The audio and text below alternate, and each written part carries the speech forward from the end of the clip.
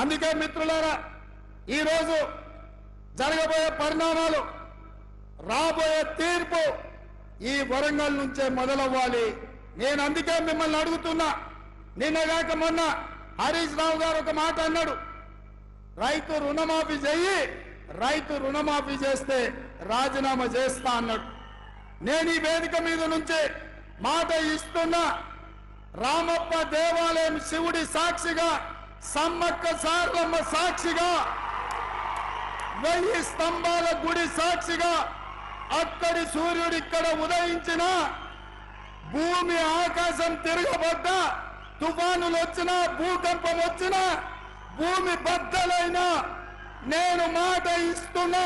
15 August లోపల తెలంగాణ రైతాంగానికి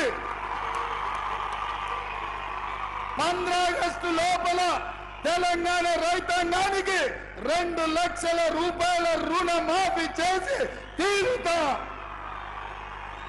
హరీష్ రావు అన్నావు కదా సిద్దిపేటకు రాజీనామా చేస్తా అని.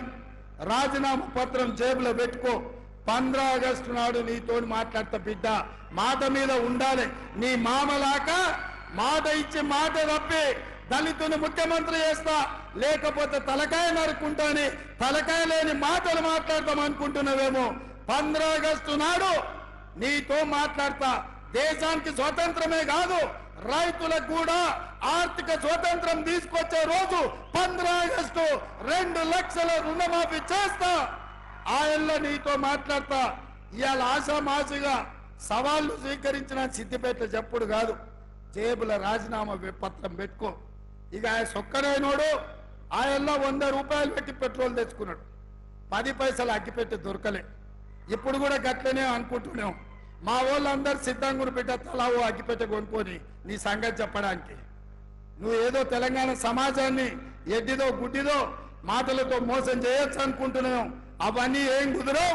15 ఆగస్టు నాడు నీ ఆఖరి శాసనసభ సభ్యత్వం రైతు రుణమాఫీ చేసి నీ సంగతి తెలుస్తాను తెలియజేస్తూ మీ అందరి దగ్గర సెలవు తీసుకుంటున్నా.